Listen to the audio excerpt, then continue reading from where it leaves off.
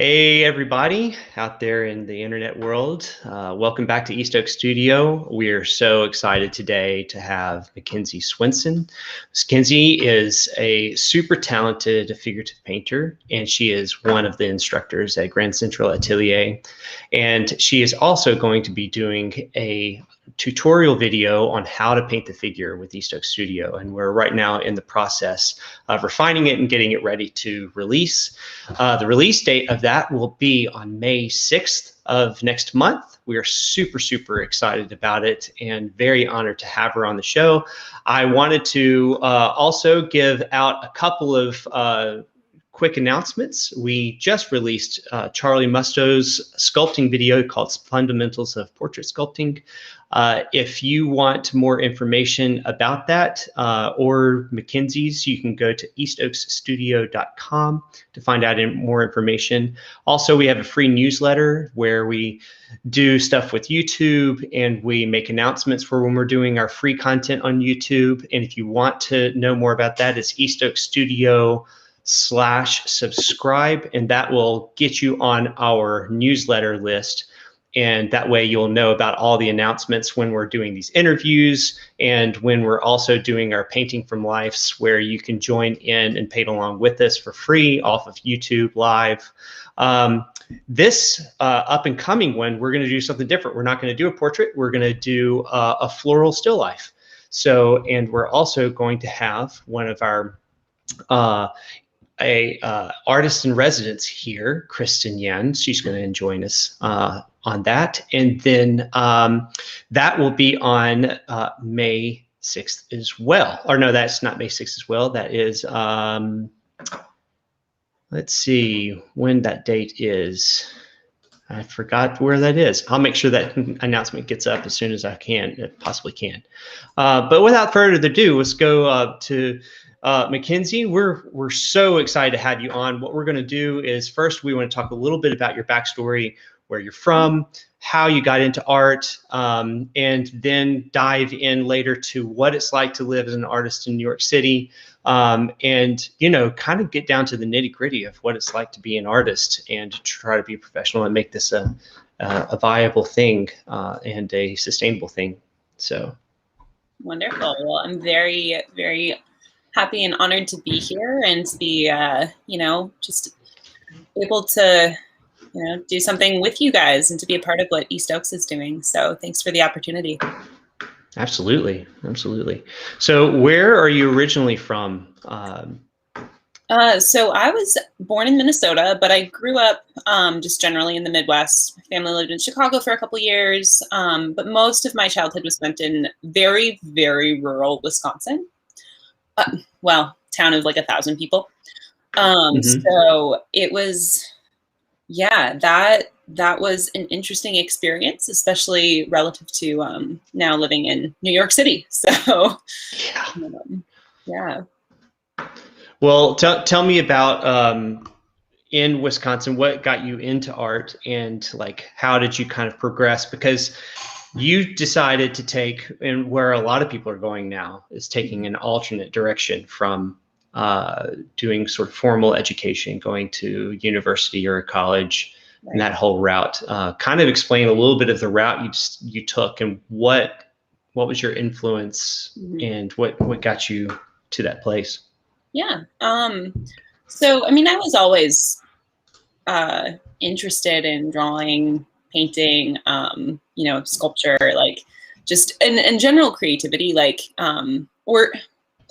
I remember being a kid, maybe second or third grade and just like constantly drawing up like house designs or room plans or, like always being involved in some sort of like making a miniature, like for school projects, just like taking them to the next level. And you're like, well, that was unnecessary, but it was obsessive and fun. But my older sister, actually, she was about 12 years older than me. And she was very, very into painting in her high school years when I was a kid. And I mean, I idolized her. It was something that was just like, she definitely opened a door for me. And I remember her making a little portfolio for me when I was with like my, 5-year-old drawings. And doing things like that. And then a few years later, we had a family friend who was a practicing artist, and I did some art lessons with him, and that was he was kind of tangentially related to like the whole atelier movement, had a close friend who was a part of that, and just introduced me to the whole world of classical art training. And it really signified a shift, because I was a pretty practical little kid. So I never like thought that there was any sense in pursuing it as a career. And so seeing someone who was doing it, as well as being introduced to an approach that had logical, practical ways to learn the craft, was a paradigm shift on a couple of levels. So I was maybe 12 or 13 at the time, and it didn't automatically make me go, oh my God, this is what I want to do. But it just kind of started to open the door to it being an option that was actually viable. And so, from there, I continued to, draw, paint, do, projects on my own. And when I was, I think, 15, I started taking classes at an atelier that was about an hour and a half away from where I lived. So my angel of a father would drive me every Monday night for a couple of years. To Minneapolis from Siren, Wisconsin, on a, it was about an hour and a half both ways. And so the class, I think, was from 7:30 until 9 p.m. And so we would, it's funny though, those are some of my absolute best memories also of, just of my dad. And I would do homework, or I would whatever. And it's funny because there were weeks I remember where it would be like a snowstorm out, or, whatever. And I'd be like, I have to, I'm exhausted. And he was like, no, we're going. He was, I don't know how to explain that. But yeah, it was a pretty amazing opportunity to just be introduced to this classical tradition, something that has a pedagogy that goes way, way back. And that was also it made a lot of sense. And one of the other things that, I also definitely grew up with parents who were pretty regularly questioning the structures, power structures, institutions, et cetera, et cetera. And so the idea of going an alternative route when it came to, my college experience, or my post-graduation experience, was very, very welcomed. It was encouraged. It was kind of like, yeah, that makes sense. Why would you go into X amount of debt? Why would you, go, there were just a lot of things that I kind of questioned about the standard route that was pushed as what success meant. So what was your first educational experience that was formal then for painting, as to try to pursue professional painting, and then let's progress kind of down the line to where you are now? When you say my first pursuit toward professional painting, do you mean a formal education experience, or a basically post high school, and then how that got you to New York after that? Yeah. So after high school, I went to full-time to this atelier in Minneapolis. I think it's just called the Atelier Studio Program of Fine Art, which is a very long name. But it was formerly Atelier Lack. So Richard Lack, who's one of the few guys who kind of kept it going in the 50s, 60s, 70s. And so it was at that school that I studied for 4 years. And just by the end of it, there were a couple of things that were still really frustrating me about the process of painting. And so one of the things about the school that I went to is they self-identify as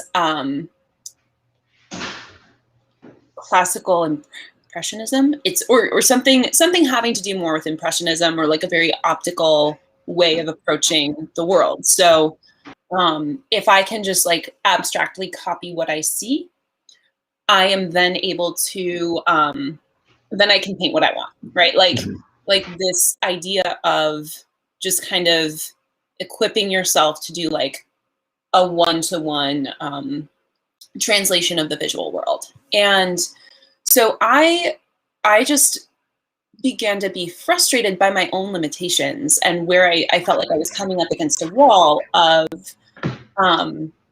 like, I don't understand then how I deal with pose shifts when I'm working from life. I don't understand how to deal with you know, a changing light source. I don't know how to, you know, like compose something that's a kind of a broader, like it just felt like I was running into a wall in a lot of like situations that were, you know, where I was told, well, just paint what you see better, you know? And I was like, I am literally trying my darndest to do just that. And I still, you know, I'm like, I'm dropping a plumb line and that plumb line is changing. And I'm, you know, trying to like, I don't know, like copy this color, and it's not working with the rest of my painting. And I remember I had an experience where I went to, it's kind of a crazy trip, but after my third year in that school, so I was 20, I went to Europe for a couple of months. And when I went to the Louvre, I remember coming across these little Dutch, like tiny paintings. I've been back a number of times and I don't know where they are. I'm like, I can't find them now. Maybe did I make them up? No, I don't know. But I remember being absolutely shocked by this sense of like a tiny tactile, like perfectly, it just felt like this little sculptural jewel of a person's face. And I was like, how do they do that? Like, what are they doing? You know, and I remember coming back to my school and being like, what are they doing? And can I do that? Can you show me how to do that?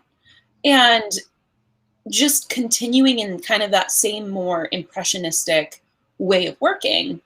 And so I was like, I don't even know what I'm looking for, but I'm looking for some missing piece of the puzzle. And so I had been aware of Grand Central Atelier in New York City for a while. You know, it was one of the well-known schools. They, you know, a lot of times were featured on Art Renewal Center. And so it was like, whoa, like, look at these people at Grand Central. And so I decided the summer after my fourth year, when I was like, well, I feel like this isn't getting me to whatever that ability was. I remember looking online and going like, who embodies this thing that I can't quite name the most intensely? And I want to take a workshop with that person. And as I was scrolling through, I found Scott Waddell. And I was like, I don't know what, like, he's doing it. He's doing it very intensely. Maybe more than I even like would be capable of, or would, you know, like, he might be pushing it really extremely, but he's doing the thing, whatever the thing is. And so I signed up for a workshop with him that summer, and I ended up going to that workshop. And like after 4 years in an academic system of, you know, I had form explained to me. I had the conceptual understanding of light and like the anatomy of a shadow, the understanding of how a gradient is related to a sculptural volume when it interacts with light. And I was like, I was mind blown. And looking back on it, I'm like, well, this concept makes so much sense. This is remarkable. Right. And it felt like one of those like blinding flashes of the obvious where you're like, how did I not put that together? How did that not, this idea. I remember when we were at Grand Central Learning, and it to me felt like the same as like before algebra or like say geometry was invented, but then like you go back and you see like the process of, or even just let's say just regular math. Yeah. And there was a time when no one understood that concept. And it's like elementary concepts that like you can teach, a middle schooler or even a child math, of like just 1 + 1 = 2. But at the time, it was like revolutionary when you first learned it. You're like, oh my gosh, why have I not ever known this before? It seems so conceptually sound. Yeah, for sure. And it's almost like once you learn it, it seems so self-evident that it can be really easy to like, either if you learn it before you've kind of been given the space to experience the lack of it, it just is kind of like, oh, well, that makes sense. Let me like, put that in my brain and we'll just plug it in and moving forward. And I feel like because of the fact that I had a very desperate question that I knew that I didn't know how to formulate, and I didn't know how to formulate the question, and I had no idea what the answer was. And I had just spent so much time like living in this world of like, what is this thing? What am I missing? What am I not like, where? Yeah. And then having it answered, I feel like in some ways that has been a bit of a gift, because of the fact that like in teaching situations, I feel very passionate about some of what people might consider the more basic courses. So whether it's cast drawing, whether it's like block in, just like these very, very kind of what can seem like rudimentary subjects, like they are, I have such a visceral memory of like the place of not knowing them to the place of knowing them, that it's really easy for me to like re-access that space. And I feel like that's been really, really valuable. So I tell you, sometimes like as a teacher, I feel like the best teachers, and Scott and I actually talked about this years ago, is if you struggled to get a concept and then you had like this eureka moment, sometimes they make better instructors than the people who intuitively just get it right away. Yeah. Because you had to go through a process of like logic to get yourself to that space. Right. And it also gives you a sense of empathy for the people who are struggling with the whole thing. And you go, I'm going to help you because I was you just a few years ago, you know? So that's really, I really know awesome. your pain. I really know your pain. Yeah, exactly. Yeah, I totally agree. I know there's this idea that's kind of talked about where you take things from unconscious intuition to like, and where you're maybe symbolizing or just running on autopilot. So, where I go from thinking that like a face means, a circle with 2 dots for the eyes and like a little smile for a mouth. And I'm just like, well, that's just what I think of when I think of drawing a portrait or, whatever. And then the process of like going from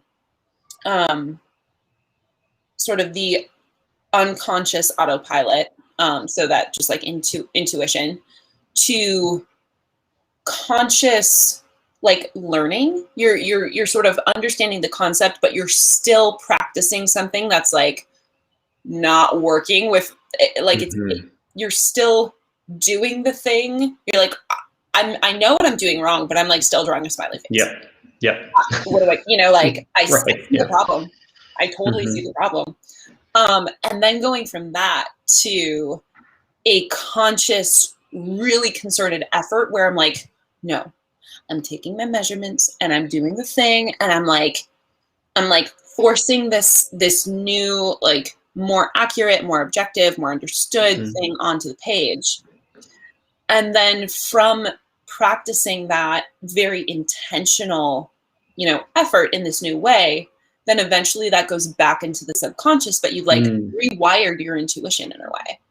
Yeah. And so like that process, if you have to like really engage with that and like encounter all steps of that, like you don't forget it.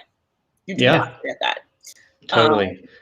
So let's talk about, to move on from there, what do you feel like there is advantages to both programs that you studied, and are you glad that you did two different programs, first as an artist, and then secondarily, in hindsight, what are your thoughts of like doing that instead of like one formal education program, traditional style, and then one that would have been in this field? So first, as an artist. Oh, okay. As an artist, I have such a love-hate relationship with that decision because of the fact that I feel like I did that thing where you like go into battle with your back against a cliff and you're like, there is no exit strategy. Like, we're doing it. Good luck. Have fun. Yeah. I made this decision at 18. Enjoy. And so it's like in moments or seasons where it's been really challenging and anxiety producing and just like very, very overwhelming, I have hated that choice. And I'm like, why didn't I just go to normal college first? Just so I could have some sort of alternative option, just so I could like do, have that as a backup strategy or as, whatever. But like, I didn't do that. That wasn't my path. And I made the choices I made. I did 8 years at 4 years at one place and 4 years at another place, which like, honestly saying that, I'm like, oh, that's kind of embarrassing. But, it's like. Well, I mean, as an artist though, do you feel that it was an advantage to have that much education, or do you think that it has made it more difficult? I think the question I'm really getting to is, does multiple forms of learning and creating larger understandings of different things in the art field help you, or has it been like create more noise in your decision-making process because you're like, well, I could go this way or I could go this way, like paralysis by choice. Exactly. So I think what our audience would really like to know, who's looking at other schools and they're like, I should go to 17 schools to learn all the emphasis things that all the other ones have, or one person's like, should I just do one? And they're trying to make a decision on like trajectory of their life. What has it been for you and your personality type? Got it.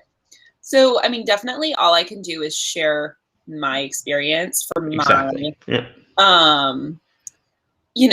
from like what I went through, which is going to be so different from anyone else's situation, experience, whatever. But what that was, for, like the first analogy that actually popped up when you said that was when, how when kids grow up bilingual, it takes them a little bit longer to speak. I didn't know that. Now maybe you should fact check that. but I'm pretty sure that's okay. I feel like I was just listening to this as like, on average, there's like a certain amount of Theoretically. Theoretically. If that checks out. But I kind of feel like it does, like the integration process has been a bit more challenging, but it's also like, I'm grateful for it, you know, like I'm grateful that I was given the opportunity to spend the time that I spent in that more kind of optical impressionistic space. So when that happened, one of the things that we were always told was, draw what you see, not what you think you see. So it was kind of like going from this space of symbolizing to this space of just like more abstract, objective observation. And then from there, it was kind of like, okay, cool. Like that's it. Like we're done. We're there. Just do that. And I think there was definitely a benefit to spending time in that space where it was just observe and translate. Like just observe and translate. Like and get really immersed in that space of like, what am I looking at? And from there, then it was kind of like going into GCA, which was much more conceptually driven and much more, it's like looking at the scientific reasons for how things in the world look, right? Like this is why this gradient is happening here, or this is why, you know, just like all of these more studied processes or, you know, these things going on. It was like going, it was like going from the world of just like direct observation and thinking like, oh, that's the end of it. And then going, whoa, if I actually give myself a language and a concept that's kind of synthesized from a more objective and scientific space, I can in some ways open my mind up to seeing things that I just direct observation isn't going to give me. And so actually, like, one of the things I think about with that is like the way that people who are professional tasters, like people who just eat food for a living or try, you know, things, they're given such a broad, expansive vocabulary for really like quantifying the experience.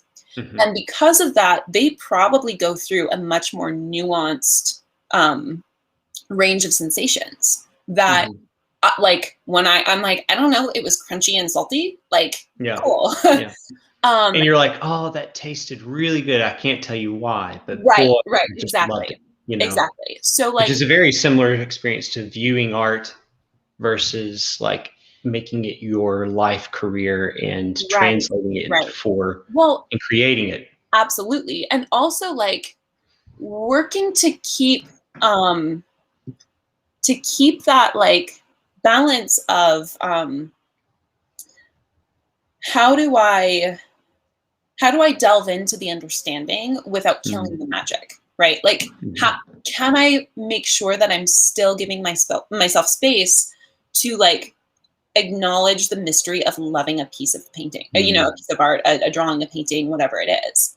And to like, at the end of the day, I can deconstruct something to, you know, ad nauseum. Yeah. And like the final analysis is like, I love it or I don't, you know? And so it's like, just knowing that I can push that inquiring, you know, curiosity that like, I want to break it down. I want to understand it. I want to, you know, whatever, but like to still maintain a profound respect for just like the experience of encountering it. And so like, you know, that's been something that I feel like coming out of school, making peace with that has allowed me to be a little bit less frantic in my search for technical skill and for like Perfect. Sorry about that.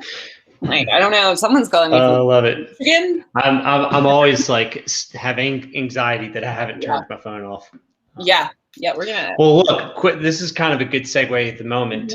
So everyone out there, make sure you know that you're welcome to ask us questions. I will continue to like interview and ask some of the dynamic questions that are thematic to what we're talking about. But I often would like to every now and again throw in a couple of questions that you have so that you feel like you're interacting and have an opportunity to ask something to Mackenzie since we have her here.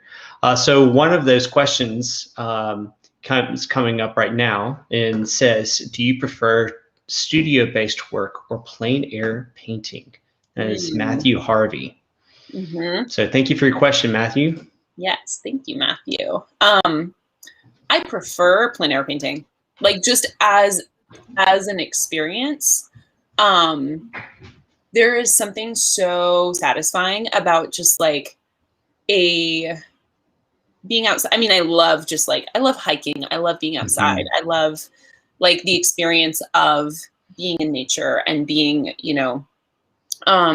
just on location. And so there's also something very enjoyable about the like working a little smaller and working a little faster and like having less I don't know, just like having a little bit less pressure on the final outcome. And there's not this like period of time to go into a deep hole of like, oh my God, how is this going to work? That usually happens with a studio piece. So like, is it more, I don't know if I would say it's more satisfying though. Like, so I prefer it, but it's a different experience. So with a studio piece, it's like, I remember joking with a fellow classmate. This was like before I got to New York, but we were like, we were just talking about the difficult emotions of like when you're not doing well or when things are going great. And we were just joking, like, how many times have you been depressed? Well, I don't know. How many paintings have I made? Like, it's like every single painting, it was like, went through that like deep valley. And like plein air painting, you don't really have time for that in a way. That's true. So, there's such a brevity to it. So you just have to do it. And you have to do it so quickly. You don't even have time to scrutinize over a mark that you made, And I tell this to a lot of the people that are here is that art making is very similar to like a person who's creating a book. And it's really fun to come up with the idea of the story of the book. It's really fun to start it and get the outline and like start getting all the characters together and ready to go. And then it's really fun to finish it because you're like putting in the details and you're like making the twist and making the catch.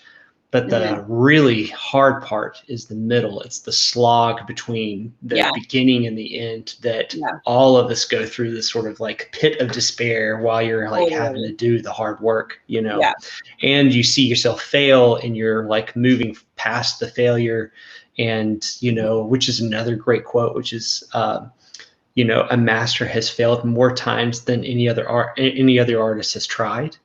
And it's just so fantastic because no one really thinks about that. That's why it's so hard, and that's why it takes so long to get to mastery.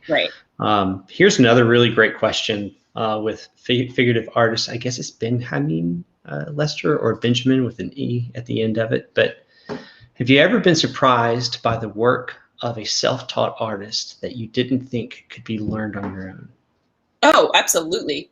I mean, one of the things that has been really, I don't know, I guess humbling is just like sometimes I'll have students or I'll have, people who, and I'm like, oh my God, you're like, I never could have done that by myself. Like and I've definitely been surprised by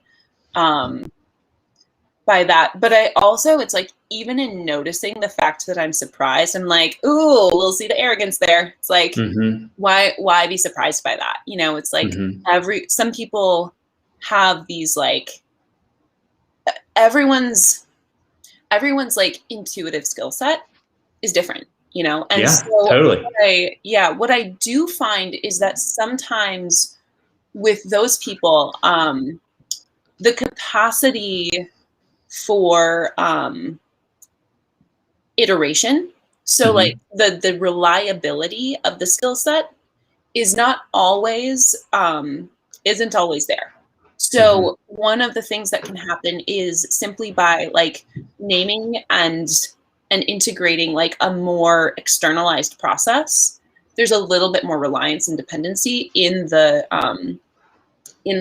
process, but it's like that that thing I was talking about a little bit earlier, where it's like intuitive, you know, unconscious like creation going to like conscious and like still not doing it right to Hmm. conscious like, oh, now I'm doing it right, to subconscious doing it, you know, like you can kind of, if someone's already intuitively doing something really well, and Hmm. that's like, or they've learned a process that works for them, like yeah, that's amazing. And I mean, at the end of the day, like over the course of history, um that's been something that it's like those are a lot of times the people who make the most interesting strides in and progress. So it's like, Hmm. um, you know, any of those people who, I mean, I think about someone like Rembrandt, a lot of his like the way he depicted things and his mark making Hmm. was sometimes very impressionistic. You're like, you just Yeah. loaded paint on that and like made it kind of look like what the visual experience was, rather than Right. like meticulously like copying like a this object. Yep. And it's like, who, I don't know, who taught him how to do that.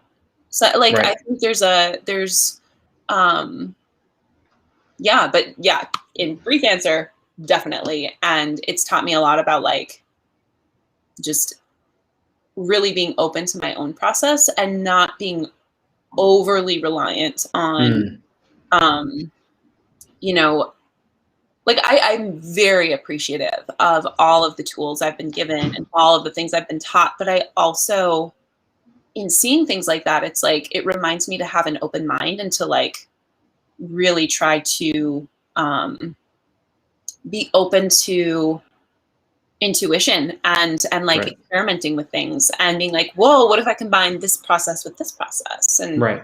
so Which is really honestly the power of creativity and what right, makes it fun for us, you right, know? totally. And because if you just used only the formulas exactly how you learned them, Hmm. then what you're going to end up is the same result without Right, ever feeling like you have a new discovery. exactly. And then you just feel like kind of an assembly line worker where you're just like, Mhm. oh, okay, well, a gallery just loves the flowers I make exactly the way I make them. So I need to keep making Mhm. exactly the same Mhm. type of flower for them, you Yeah, know, and the same type of thing because they need, and then all of a sudden you've yeah, lost the passion behind the creativity. right. So that's a really good Cool. segue to the next question, which is you had so much training, which comes with it. For better, for worse, a particular amount of dogma. Yeah, Um, and each place is declaring particular truths that had come from discovery. And how has it been? Because I guess where I'm directing this is that it's easy to take the structural elements that you've created in your learning in your academia and feel that it's the fear of breaking out of those truths as if those truths are in and of themselves art right. versus utilizing them as tools to do Mhm. exactly what you're talking about, which is like mix, match, and Yeah. create with them. How has it been for trying to break the molds being out of school with so much training behind you? Yeah. Um, making peace with mental breakdowns. Uh, no, but really, like, um, one of the things has actually been realizing that, like, oh, this process of like building up mental structures, building up houses of understanding in my own brain, and like investing everything in them, believing in them, watching that happen, and then like watching it collapse and fail is, and then like trying to kind of pick up the pieces, but like rebuilding with a kind of a box that now has an open lid rather than a closed lid is like a very common experience. Like it's not like that's the process. Like and so it's like realizing that like this sort of embodied, because one of the things for me, and I know this has been a common experience for a lot of people I've talked to coming out of a very rigorous training program, and I think this is true whether it's a rigorous training program in painting or in music or whatever, is there's fear around creating art. Then there's fear around the practice because of the fact that it's like you have all of these internalized standards, and so that like actually learning how to be okay with that and like not feel stupid for having that, being like, oh no, that's actually super understandable, and like I'm not gonna like spend time hating myself for like having that experience. That's been one really big component of that, but then also like really beginning to open up how I see that practice manifesting. And so for me, one of those things has just been seeing like in a much broader sense, what are the things that I love? So like aesthetically, what do I like to surround myself with in my space? What sort of like sensory experiences are compelling to me? Not that like fit a preset constructed idea of like this is what is like good or optimal, or like this is how to win, this is how to whatever. But it's like what makes me feel really, really at home in my own experience of like being a human being, and like starting to, whether it's like the things that I, where the people I surround myself with, the experiences that I seek out, and like realizing that by becoming more and more honest about like what those things look like and what those things actually are, my fear and anxiety around like art and that as a practice has gone down. And so like, and also realizing that like craftsmanship does not necessarily equate to good art. And so it is, I think it's important, but it's not the end all be all. And so like recognizing that the way that I have a very, there's a big part of me that loves words and reading and like conceptual ideas and all of that, that it's like realizing that my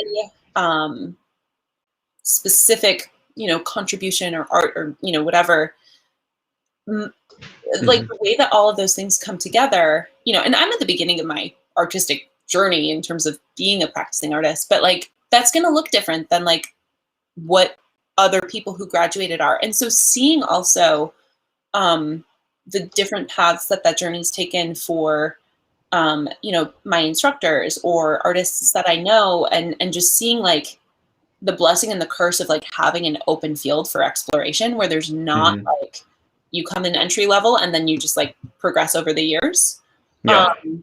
It's like that is it's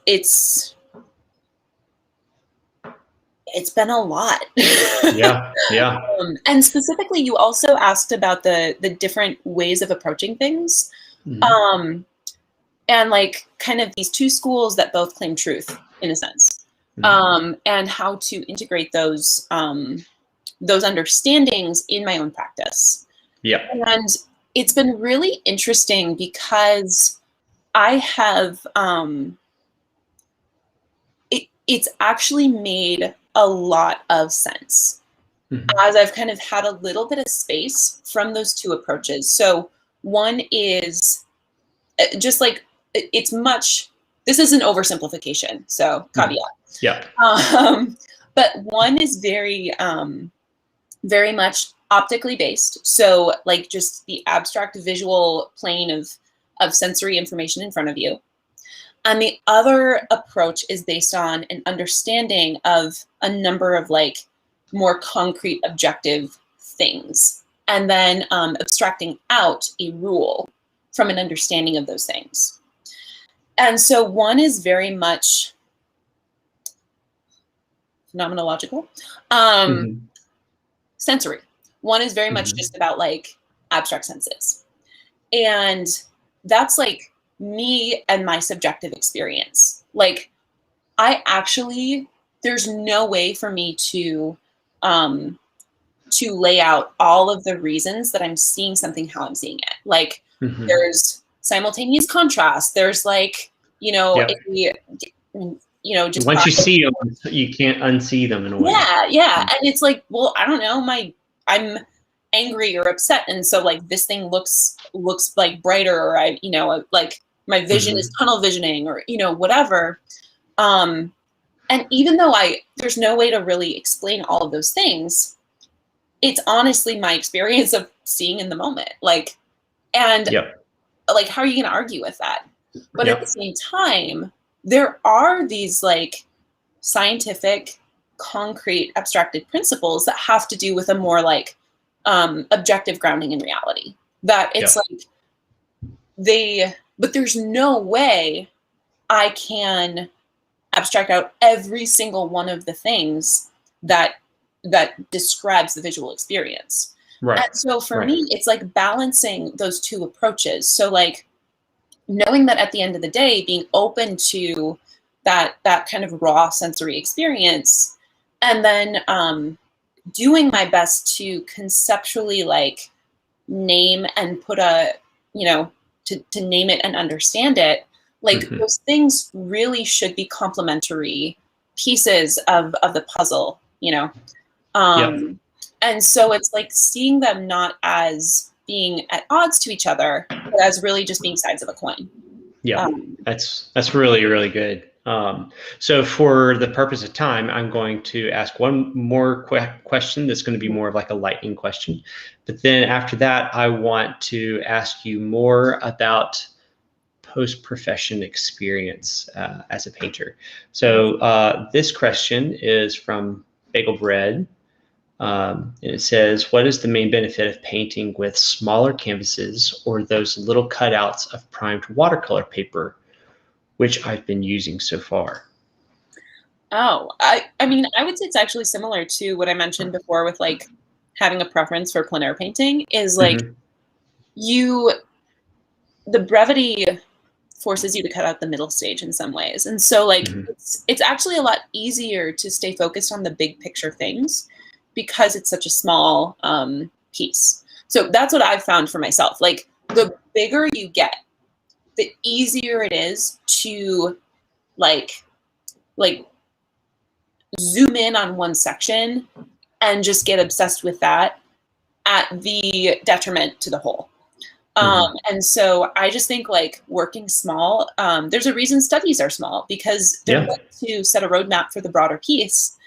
And, you know, and it just allows you to do that much more automatically because of the dimensions. Yeah, that's really great. Also, before we move on, I just wanted to throw this up there, that she's just saying how much she loves you, Mackenzie. Aww. Can you see that? Yes, I can. So, and then just a few comments of the people that are Oh saying God. things on the Trying to feel chat. my ego up, Lewis. Like it So, don't. but I will say the next question, and I just want Matthew, I hope that answers your question. Matthew had a very similar question to the one you just answered, which is basically what it's like to take all of that training and then bring it into the into reality of what Right. you create afterwards. So hopefully that answered your question, Matthew. The next thing that I want to do in these like last quarter of this interview is what it's been like, the realities, the both the victories and the hardships of being an artist. It's one of those things where, you know, we live in a world that is very social media driven, and you show your best side of who you are, and you create these epic works and win awards and to do all these things.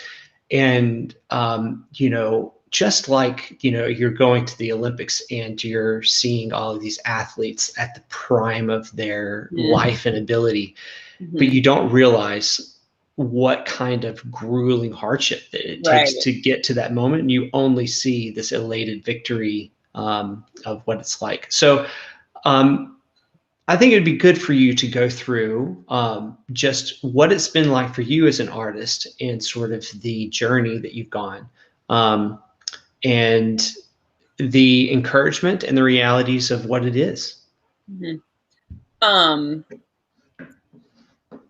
It's been interesting. I will admit that I have not made it easy on myself by choosing to, you know, live in New York City, which is hard regardless of what profession you're in. True.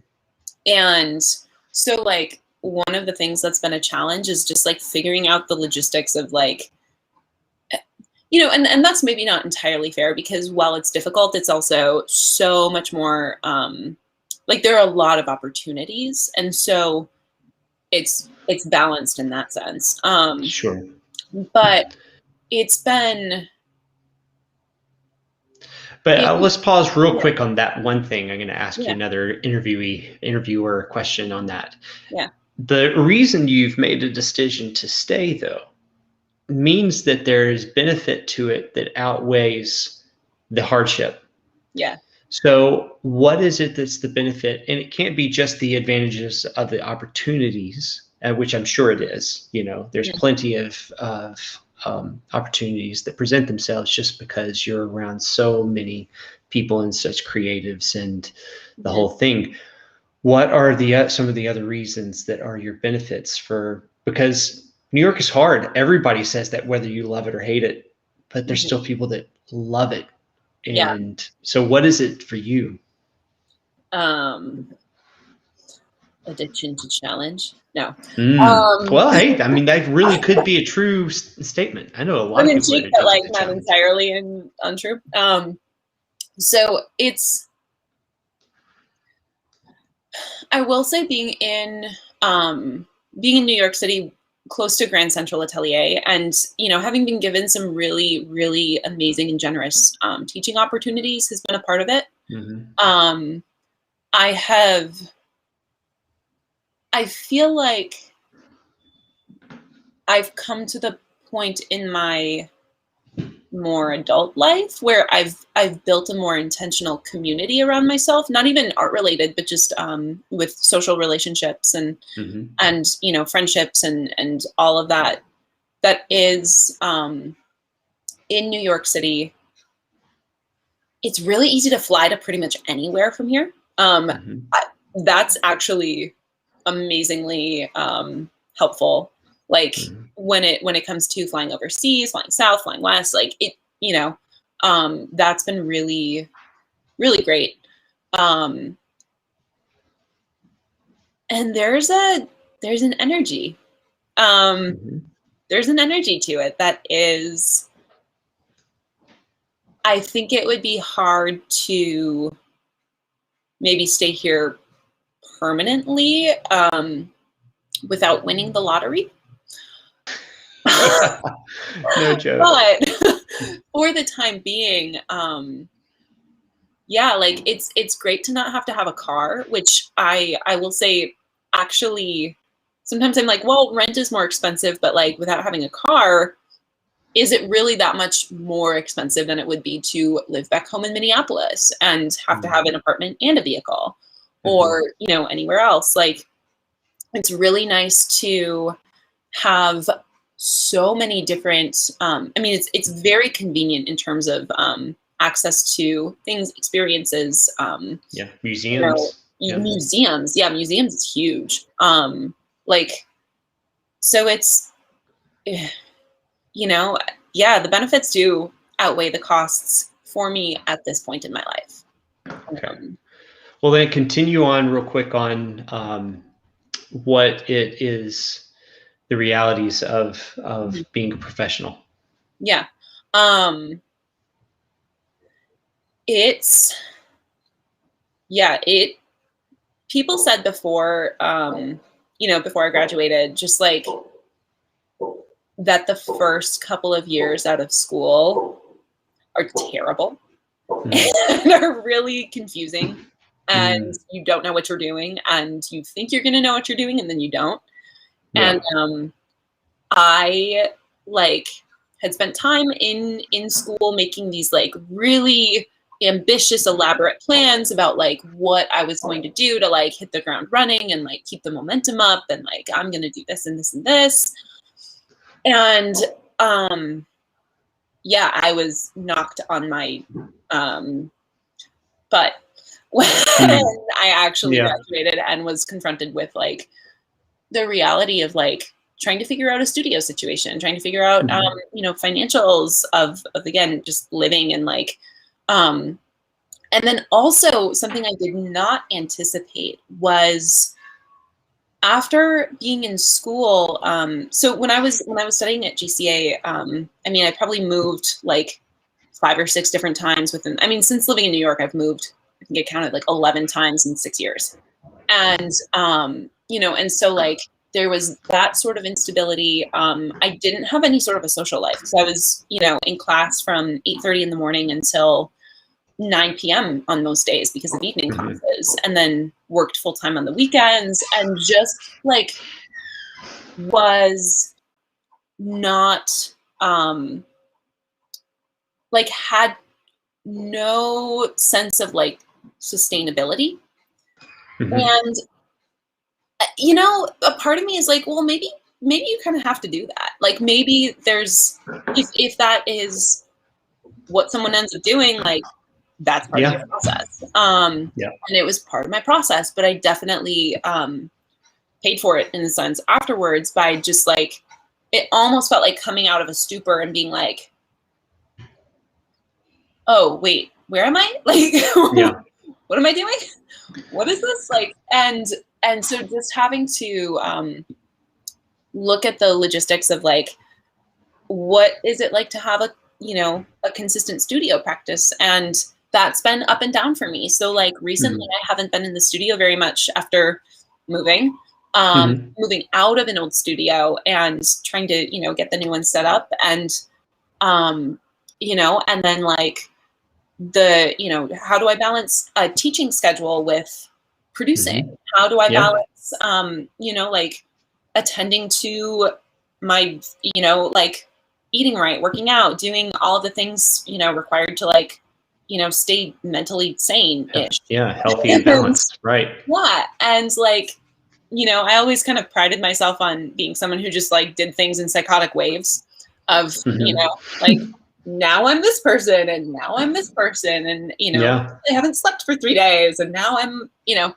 and so it's like, whoa, how do I operate? And so I also like, there have been things I've had to do for my, just my own personal place where I am, sanity. I haven't been on Instagram in 2 years. And I will say that when I was on Instagram, I got a number of really amazing opportunities through that. And so I don't want anyone to hear this as me saying Instagram is the devil, because it's not. Social media is terrible. Like, it's a really incredible tool for connection for people. And right, especially for artists, and yeah, can especially be. artists in like culture deserts. Right, yeah, People who totally. are like, like people who are craving a community. I mean, this is exactly the reason we do this, Right, is right. And for cultural desert areas, yes, yes. We talk about food deserts. There are cultural deserts. Trust me, I Yeah. came from one. But like, it's it's like being able to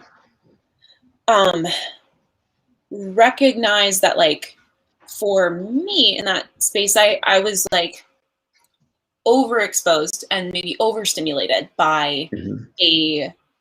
a sense of a community, like just the environment, I guess. And Mhm. so it's been really interesting to kind of step back from that and like ground myself in all of these other things that Mhm. feel a bit more continuously stable. And the way that that has kind of created a baseline from which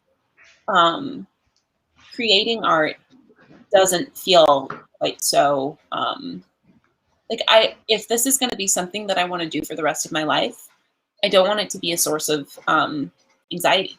I don't want it to be something that's like that I grow to dislike or hate. And I've had periods of time where like I get really, really resentful at art, at painting, Mhm. at whatever. Yeah, yeah, Um, I can see it. yeah, and so, and I know that that's also not a unique experience.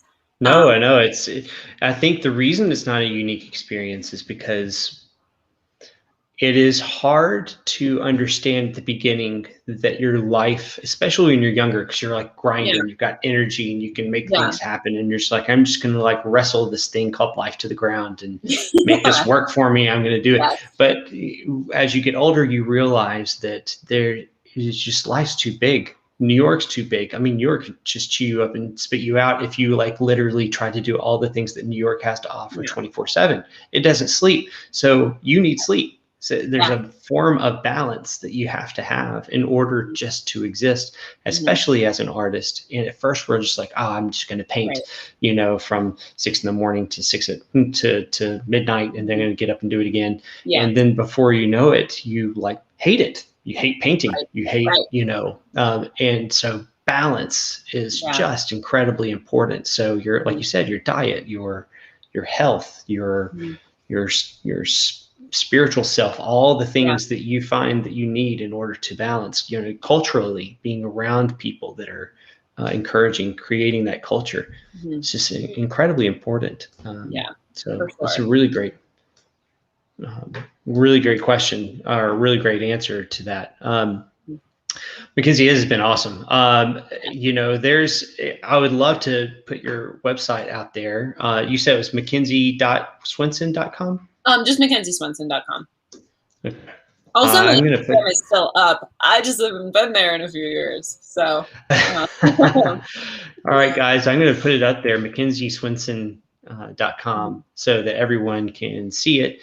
And also, just keep in mind, she has done this phenomenal 5-day figurative painting video with us, and it has been a fantastic beast to edit. But it is going to be full of just incredible information. I mean, it is nonstop. It's going to be about 5 hours long, and it is nonstop information the entire time of the whole painting process from beginning to end, to the first stroke on the canvas to the last. And we're really excited about putting that on. Joe says, excellent. Thank you. Thank you, Joe, for watching with us. Thank you. Sarah Brown says, great interview. Thank you, Sarah, for always supporting East Oak Studio. And for everyone else that's watching, we truly appreciate everything. Just remember, everyone, if you want any more information or want to hear about what we have to offer, just go to eastoakstudio.com/subscribe. And we'll also have that in the show notes as well. And Mackenzie's video will be coming out on May 6th. Thank you so much, Mackenzie. I'll look forward to like doing this again with you. You'll have to come on and we'll have to keep on talking. How's that sound? That sounds wonderful. Thank you so much, Lewis. This has been really, really a pleasure. Awesome. So. Awesome. All right. Well, look, everyone, until next time, remember we're having a painting from life as well. It is in our calendar that we have up on our website. And until then, we'll see y'all later. Happy painting.